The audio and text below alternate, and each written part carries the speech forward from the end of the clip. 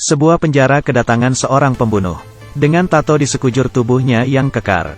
Ia pun menjadi penghuni baru dalam penjara. Seorang gendut melempar ciuman kepadanya. Yang lain dari ranjang bagian atas juga menatapnya. Mereka seperti sangat menyambut kehadirannya. Petugas patroli pun tertawa mendengar suara mereka. Mereka berdua mencoba melihat suasana di sana. Ternyata si gendut telah tergeletak di lantai. Ia tanpa ragu menatap petugas itu. Mereka tertidur. Ini adalah sebuah penjara ketat yang berisi orang-orang menyeramkan. Setiap dari mereka memiliki tenaga yang begitu kuat. Di pagi hari, ketika Jason sedang sarapan di kantin, seorang berkepala botak datang menghampirinya. Kedua orang yang duduk di sebelahnya pun langsung pergi.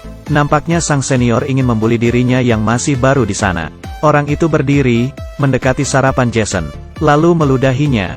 Jason berusaha untuk sabar dan tidak mencari masalah. Saat itu juga dari belakangnya muncul seorang keparat lagi. Kau itu yang membunuh istrimu sendiri, ya? Atau terkena kasus pedofilia? Kedua kalimat itu benar-benar membuat Jason emosi. Ternyata istrinya dibunuh oleh pembunuh misterius. Dan ketika ia terbangun, tangannya tengah memegang sebilah pisau. Sudah istrinya meninggal, ia juga harus masuk penjara. Sosok di belakangnya pun tidak berhenti menyindirnya. Jason sudah tidak tahan. Ia mengambil piring sarapannya, lalu menghajar muka mereka. Si botak pun diam-diam meninjunya dari belakang. Tempat makannya pun mulai penyok. Saat itu petugas keamanan membawa senjata lalu mengepung mereka. Dan pria yang mencari gara-gara itu pun babak belur dihajar Jason. Petugas penjara memberitahu bahwa Jason telah memancing keributan. Sebab si botak yang ia hajar barusan adalah senior di penjara itu. Ia pun dibawa ke ruangan kepala lapas, Lisa. Ia mencari Jason karena sebuah tujuan. Ternyata, Jason pernah menjadi seorang pembalap mobil yang handal. Dan penjara itu mengadakan perlombaan mobil maut secara berkala. Lomba itu adalah lomba yang begitu kejam dan menyeramkan. Sedangkan mereka akan mendapat untung yang banyak dari siaran langsung yang diadakan. Juara terakhir lomba ini adalah seorang pria bertopeng yang telah menang 4 kali. Namun ia meragukan pria bertopeng itu di lomba kelima ini. Pria bertopeng itu memiliki kemampuan yang tak terkalahkan. Demi rating dan popularitas, ia meminta Jason untuk menyamar menjadi pria bertopeng itu. Sebagai imbalan, jika ia menang maka ia akan dibebaskan. Demi membuktikan kejadian di balik kematian istrinya, ia pun setuju. 3 orang ini adalah rekannya dalam geng mobil. Mereka memberitahu peraturan perlombaan, bahwa lomba ini terbagi menjadi 3 babak, dan sebisa mungkin agar mengalahkan semua musuh di 2 babak pertama. Serta bertahan agar tetap hidup sampai akhir. Barulah di babak ketiga menjadi pertarungan sengit sesungguhnya. Saat itu, sekumpulan orang mendatangi mereka, sebut saja si meriam. Orang itu berkata bahwa sang pria bertopeng telah meninggal di bawah tangan mereka. Namun mereka tidak tahu bahwa pria bertopeng itu sesungguhnya telah berganti orang. Mereka pun membual dan berkata akan membunuhnya. Setelah mereka pergi, petugas penjara datang membawa beberapa orang pidana. Perhatian Jerry pun tertuju pada gelang yang dipakai orang itu. Ternyata ketika istrinya dibunuh, ia melihat si pembunuh mengenakan gelang yang sama.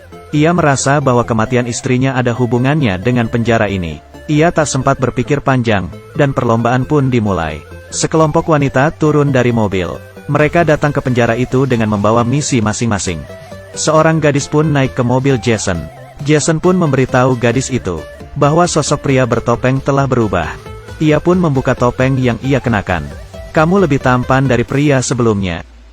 Namun wajahmu akan berubah setelah kecelakaan nanti. Di saat yang sama, Lisa mengamati lomba dari dalam ruangan. Demi menghiasi perlombaan, ia pun dari penjara lain, mengundang beberapa wanita seksi untuk menjadi pengawas. Ke-9 mobil di sirkuit mulai memanaskan mesin mereka. Setelah lampu hijau menyala, semua mobil secepat kilat langsung melaju. Terdengar suara gesekan ban di seluruh sirkuit. Dan suara mobil yang bersenggolan. Karena pengalamannya menjadi pembalap handal, Jason pun dengan cepat meraih posisi pertama. Namun Lisa masih menganggap enteng lomba ini. Pertarungan dalam lomba ini benar-benar sengit. Mobil Jason ditabrak oleh si meriam hingga keluar arena balap. Di tengah perlombaan, Lisa membuat pengaturan baru. Aktifkan pedang dan perisai. Setelah mengaktifkan pedang dan perisai, mereka yang melewati tutup lubang jalan bergambar pedang akan mendapat senjata. Yang melewati gambar perisai akan mendapat tameng. Dan yang melewati tengkorak berkesempatan memberi jebakan pada pemain lain. Setelah melintasi gambar pedang, si meriam mendapat Gatling gun. Dan menembakinya ke segala arah. Saat itu sebuah mobil melewati simbol tengkorak. memunculkan dua paku raksasa. Mobil di belakang pun menabrak paku itu. Dan paku itu mulai meremukkan seisi mobil. Lalu terdengar ledakan yang menggetarkan seisi penjara. Satu mobil telah tereliminasi. Saat itu juga perlombaan menjadi semakin sengit. Mereka tak henti-hentinya melintasi simbol pedang. Lalu menembaki musuh mereka dengan senjata Gatling. Mobil yang melintasi simbol perisai dapat melepaskan minyak serta paku. Paku tersebut akan mengempeskan ban mobil, membuat mobil itu hancur terguling. Dan terakhir menembakinya dengan misil. Mobil kedua pun tereliminasi. Saat itu jumlah penonton telah mencapai 46 juta orang. Mobil Jason pun akhirnya melintasi simbol perisai. Muncul perisai di bagian belakang mobilnya. Perisai itu ditembaki hingga berlubang. Jika diserang terus maka perisai itu menjadi tidak berguna lagi. Di saat yang genting itu, peluncur alat peledak Jason tidak bekerja. Ia pun menyuruh si wanita untuk mencabut alat di atas pahanya. Dan melepas secara manual alat peledak itu. Bahan peledak itu mengenai dinding dan melumuri seisi mobil di belakang. Wanita itu mengambil pemantik api dari mobil. Lalu pergi membuangnya. Mobil yang terbakar itu pun ditabrak oleh mobil lain di belakangnya. Mantap! Namun saat itu juga seorang pebalap di sebelah memberinya sebuah isyarat. Jerry pun tercengang, karena gestur itu merupakan gestur yang sama yang dilakukan oleh pembunuh istrinya.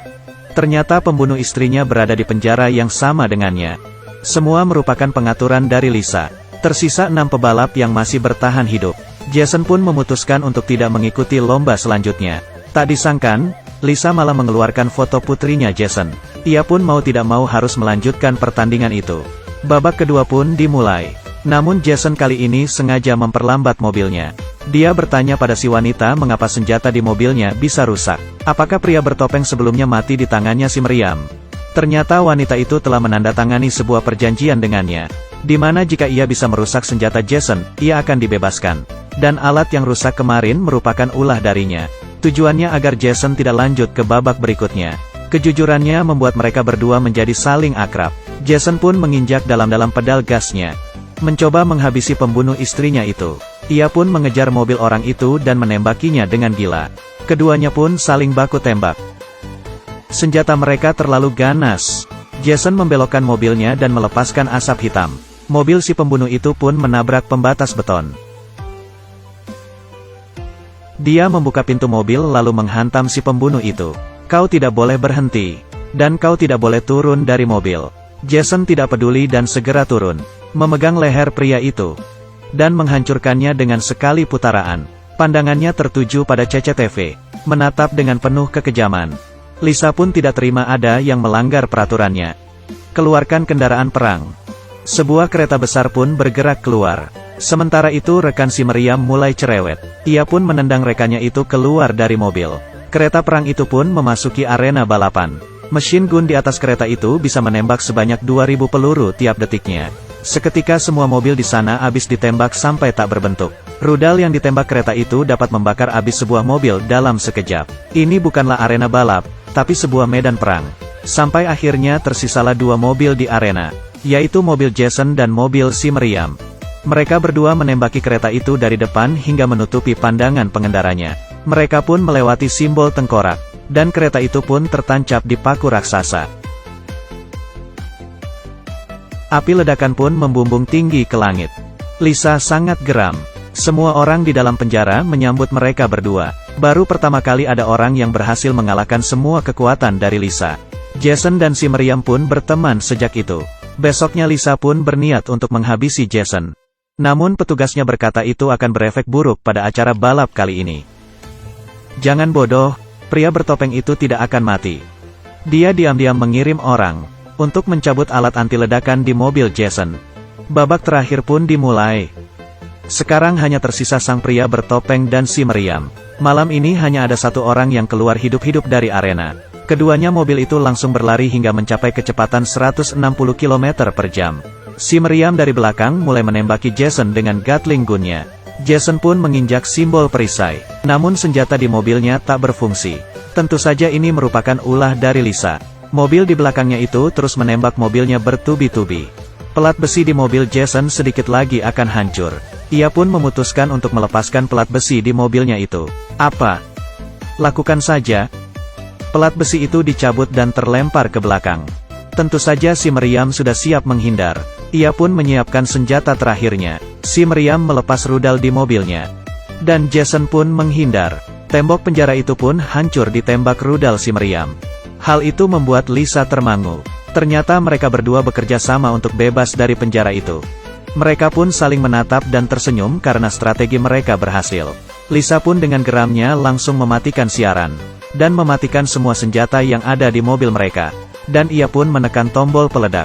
Namun bom itu ternyata telah dijinakkan sebelumnya. Ia pun mengirim pasukan dalam jumlah yang besar untuk mengepung mereka berdua. Jason dan si meriam sepakat untuk berpisah jalur agar memecah musuh di belakangnya. Namun Lisa benar-benar tidak ingin agar Jason bebas begitu saja. Si wanita pun berkata pada Jason, bahwa dia akan tetap di mobil untuk mengalihkan perhatian pasukan itu.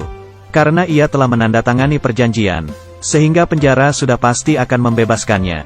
Jason pun segera keluar dari mobil. Beruntung dirinya tidak terluka saat melompat. Seketika Jason terdiam. Mobil pun diambil alih. Si wanita memakai topeng dan berdiri di atas mobil. Rating dari siaran Lisa pun berhasil memecahkan rekor. Dan ia pun mendapat sebuah hadiah. Berupa sebuah bom. Sekali pencet, si kepala penjara itu pun meledak tak bersisa. Jason dan si meriam pun membangun sebuah pabrik mobil. Sebuah mobil masuk ke pekarangannya. Turunlah seorang wanita yang selama ini menemaninya berlomba. Mereka bertiga hidup harmonis. Film ini benar-benar menakjubkan. Demi meningkatkan rating, seseorang harus rela dituduh masuk penjara. Film di Trace ini akan berlanjut pada seri berikutnya. Bagi yang suka, jangan lupa follow ya.